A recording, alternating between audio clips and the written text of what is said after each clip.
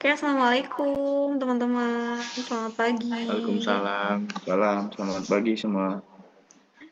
Oke, teman-teman. Jadi pagi ini kita akan mendiskusikan eh, tentang isu terkait pelaksanaan penyelenggaraan pemerintah dalam upaya mewujudkan smart governance. Nah, kalau kita ngomong soal smart governance, pasti ada hubungannya sama smart city sih ya, gitu. Nah, kalau untuk smart city sendiri, di Indonesia sih udah diterapkan ya di beberapa kota besar gitu. Seperti Bandung, Jakarta, Surabaya gitu. Nah, kalau dari teman-teman gimana nih? Teman-teman nemu nggak sih isu yang kira-kira menarik nih soal smart city yang bisa kita bahas?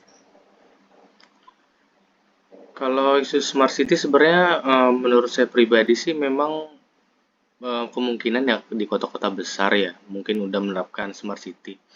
Cuman memang ada juga kota-kota yang memang tertinggal gitu ya. Jadi kayak daerah-daerah terpencil atau kota-kota yang dengan pertumbuhan ekonominya lambat. Jadi kemungkinan memang tertinggal seperti itu. Tapi kalau di kota saya pribadi sih, saya kebetulan kan tinggal di Jakarta juga. Kalau smart city itu ya alhamdulillahnya sudah cukup baik kalau di Jakarta. Salah satunya tuh saya juga pernah coba salah satu apa namanya produk digital yang kita punya.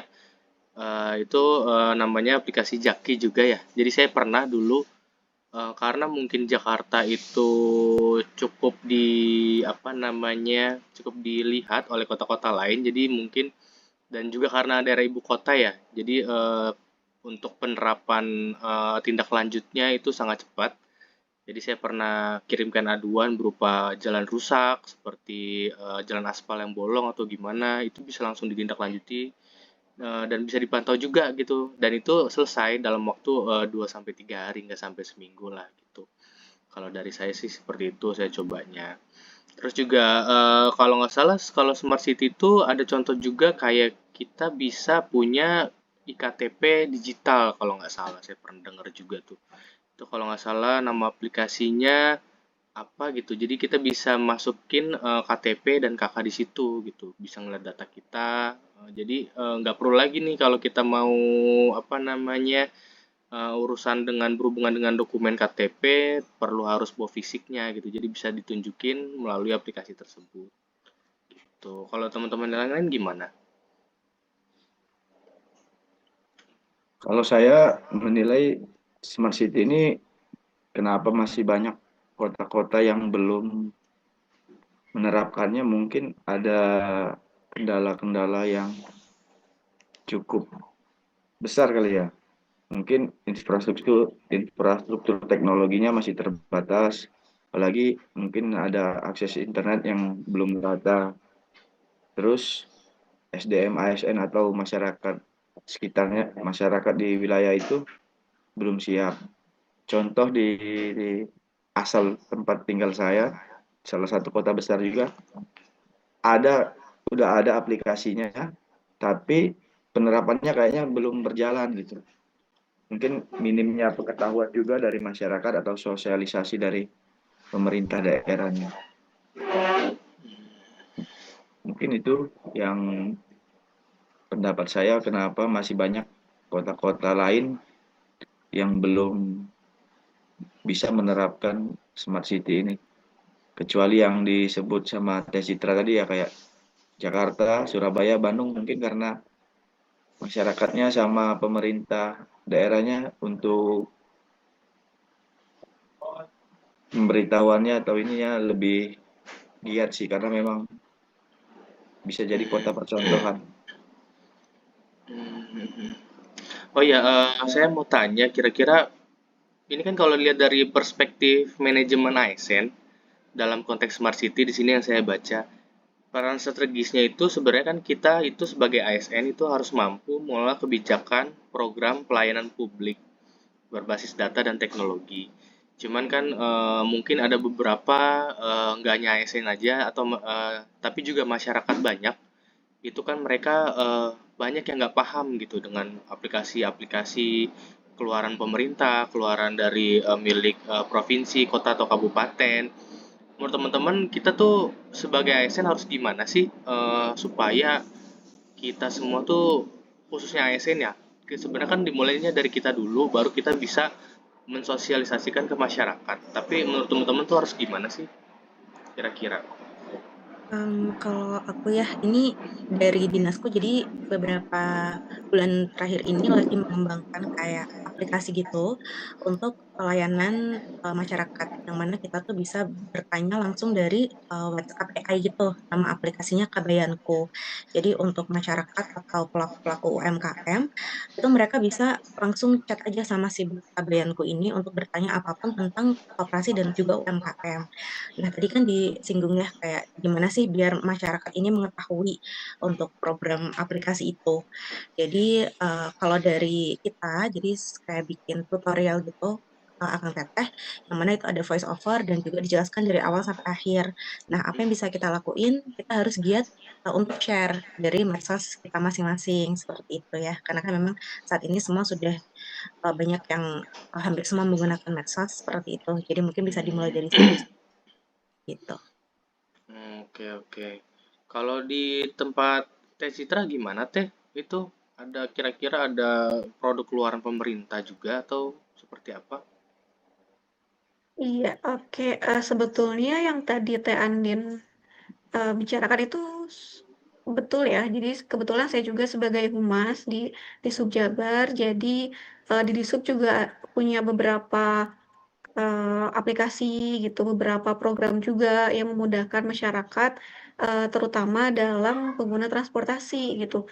Kayak kalau di Disub itu ada namanya Mitra Darat, itu bisa digunakan gitu sama masyarakat untuk eh, ngecek ini apa ngecek keberangkatan gitu, pesen tiket dan lain-lain. Cuman memang kadang-kadang banyak masyarakat yang belum tahu gitu soal itu, dan mungkin caranya adalah itu kita harus boosting juga di sosial media karena sekarang itu kan sudah sebagian besar ya mau anak muda gitu mau orang tua gitu kan sudah punya media sosial. Jadi sebetulnya untuk warga Kota Bandung khususnya gitu sudah melek untuk digitalisasi untuk sosial media karena kebanyakan juga apalagi kalau orang dewasa ya, rasanya orang dewasa itu pakai sosial media itu bukan hanya untuk hiburan tapi juga untuk kebutuhan informasi gitu dan lain-lain. Jadi kita bisa manfaatkan itu.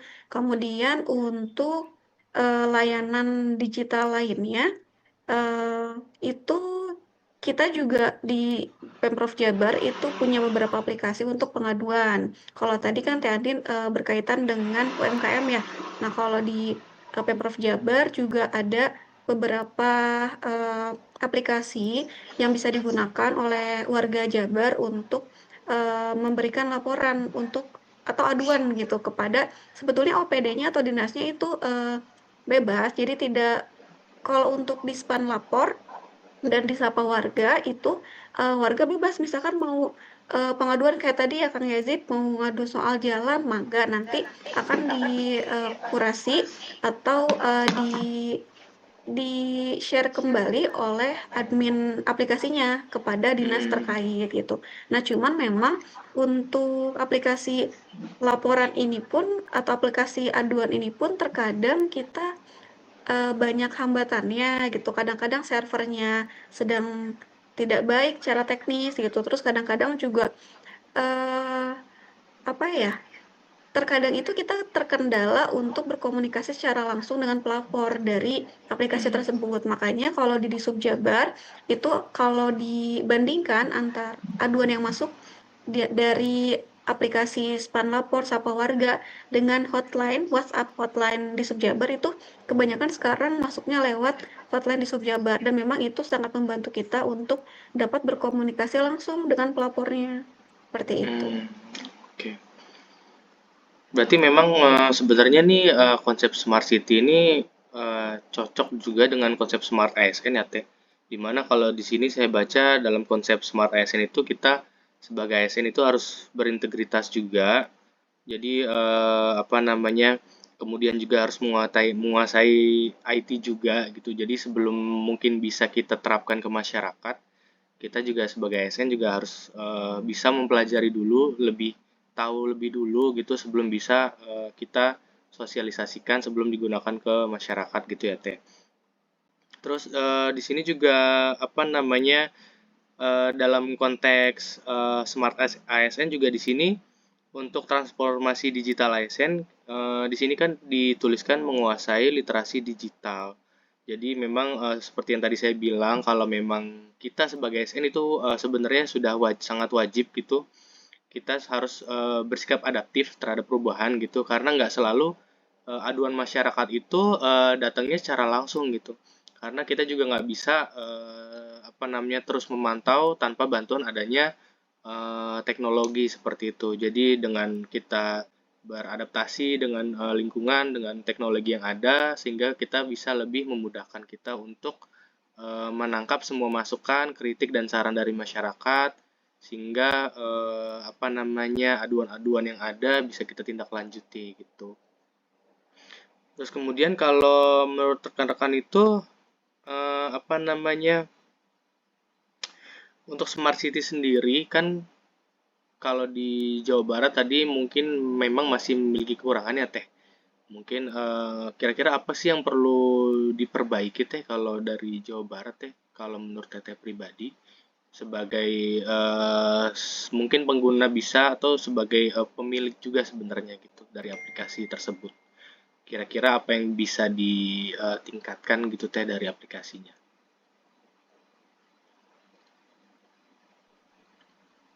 Baik, kalau menurut saya mungkin lebih ke kemudahan masyarakat untuk mengakses aplikasinya ya gitu. Oh Jadi kan gitu. kadang-kadang terkadang gini gak sih Kang Tete gitu misalkan mau lapor nih gitu tentang suatu hal gitu misalkan lampu jalan yang mati atau jalan yang rusak atau apapun itu gitu. Tapi kalau ternyata saat kita melapor itu eh, harus harus download aplikasi ini, misalkan harus masukin ini, masukin itu. Nah, kadang-kadang kan itu yang bikin kita jadinya eh apa ya, gak jadi. Mungkin kadang-kadang agak malas juga ya kalau misalkan harus repot dulu gitu loh untuk sekedar memberikan aduan. Jadi harapan saya adalah dari semua aplikasi yang pemerintah sediakan itu juga harus dipertimbangkan kemudahan aksesnya bagi masyarakat.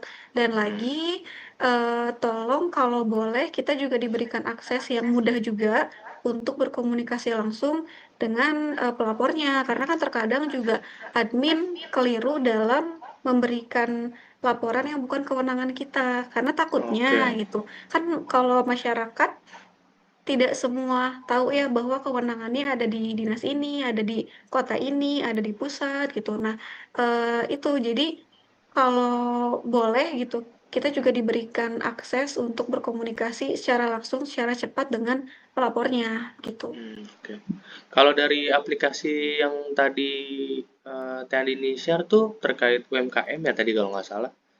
Menurut Teh Andini tuh masih ada kekurangan nggak sih atau kalau memang pun ada perbaikannya apa sih kira-kira Teh kalau buat aplikasinya saran masukannya gitu? Oke. Ya, jadi pasti masih ada sih Kang untuk perbaikannya karena itu tadi ya baru dibuat di beberapa bulan terakhir ini. Jadi untuk beberapa masukan dari beberapa masyarakat atau pelaku UMKM yang sempat coba, itu memang ada beberapa pertanyaan yang belum masuk ke dalam si chatbot itu. Jadi Hmm, di inputannya itu masih terbatas, belum yang bisa menjawab untuk semua pertanyaan begitu. Dan itu jadi kita masih terus kembangin terus untuk bisa semakin luas atau untuk jawabannya itu bisa semakin bisa menjawab dari kekepoan atau keingintahuan dari pengguna seperti itu sih. Jadi oke. masih butuh input Hampir lagi. sama ya kira-kira itu masalahnya kayaknya yang punya Jawa Barat ya. Jadi kayak masih ada masalah dengan terkait aduannya gitu. Tapi semoga dengan adanya kita nih sebagai CPNS baru, semoga bisa membawa perubahan lagi yang lebih baik. Kalau untuk Kak Ramadan sendiri gimana Kak? Aplikasi di daerah tempat tinggal Kakak gitu? Apa yang kira-kira apa yang kurang, apa yang bisa diperbarui, apa yang bisa diperbaiki menurut Kakak gitu masukannya? Kebetulan saya tinggal di Kota Bekasi. Di Kota Bekasi udah ada aplikasi, tapi memang balik lagi masyarakat masih banyak yang belum tahu kalau di Kota Bekasi mempunyai aplikasi buat pengaduan. Hmm. Nah, tapi kalau saya nilai sekarang karena Bapak Gubernur kita sekarang lumayan terkenal untuk di sosial media, kayaknya kebanyakan warga Jawa Barat, Bekasi juga kayaknya langsung mengadu lewat kolom komentar. Menjadi dan biasanya aduan yang di sosmed yang viral juga lebih cepat untuk ditanggapi. Contohnya di Kabupaten Bekasi itu kan ada pengerukan sungai ya. Nah itu kan karena viral, sebelumnya sempat viral karena memang banyak bangunan-bangunan liar yang menghalangi anak sungai itu. Oke. Sebenarnya sih kalau buat aduan seharusnya tidak menunggu viral dulu ya teman-teman ya. Karena bagaimanapun kan kita sebagai ASN ini pelayanan publik, jadi harus peka terhadap kebutuhan dan keinginan dari masyarakat itu sendiri gitu. Cuman memang karena masyarakat ini sangat yakin gitu dengan cara pengaduan yang mereka lakukan melalui kolom komentar, kita sebagai ASN juga sebenarnya harus tanggap juga gitu, jangan sampai dari gubernurnya langsung yang sampai ke kita baru bisa kita tindak lanjuti gitu. Benar. Kita juga harus memantau sekitar lokasi tempat tinggal atau tempat kerja kita juga. Oke teman-teman, mungkin kita diskusinya cukup sampai sini dulu ya.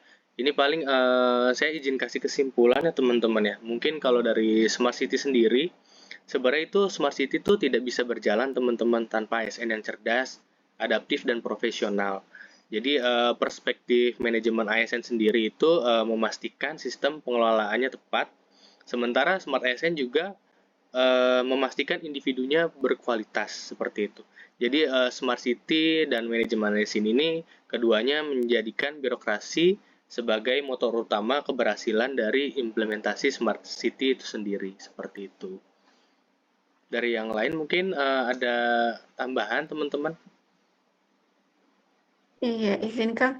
Betul ya yang tadi Kang Yazid bilang dan mungkin yang harus diperhatikan juga oleh kita sebagai ASN Pemprov Jabar karena memang kalau Jabar itu kan megang banyak kabupaten dan kota ya, kurang lebihnya di 27 kabupaten dan kota, harus bisa memberikan pelayanan publik secara digital secara merata gitu. Jadi tidak hanya kota-kota besar saja yang menjadi smart city gitu, tapi kota-kota kecil juga kita usahakan untuk menuju smart city.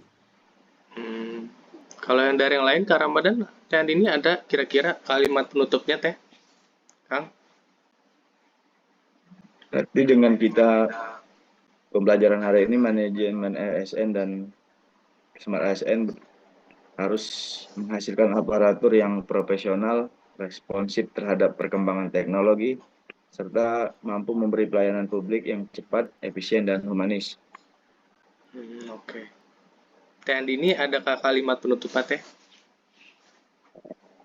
Mungkin ini sih yang balik lagi ya tadi dengan memadukan nilai-nilai yang ASN berakhlak dengan semangat Smart ASN itu, semoga kita khususnya di Provinsi Jawa Barat ya, kita bisa memperkuat untuk pilar Smart Governance, Smart Economy, dan juga Smart People, yang mana itu bisa mewujudkan adanya Smart City. Oke, kalau gitu terima kasih banyak buat teman-teman ya untuk diskusinya. Sangat-sangat baik. Semoga kita sebagai ASN baru bisa memberikan pelayanan terbaik juga untuk masyarakat dengan menerapkan adanya manajemen ASN dan Smart ASN tentunya. Ini mungkin saya kembalikan ke Teh Citra, boleh ditutup Teh. Baik teman-teman, terima kasih Kang Yazid sudah memandu juga ya diskusi kita pagi hari ini dan terima kasih juga teman-teman sudah berdiskusi, sudah sharing berkaitan dengan Smart ASN dan juga Smart City. Semoga apa yang kita diskusikan pagi ini bisa menjadi acuan untuk kita menjadikan Pemprov Jabar khususnya lebih baik lagi terutama dalam pelayanan publik secara digital. Mungkin seperti itu Kang Teteh. Sekali lagi terima kasih banyak. Saya tutup. Wassalamualaikum warahmatullahi wabarakatuh. Waalaikumsalam warahmatullahi wabarakatuh. Terima kasih ya Kang Tete.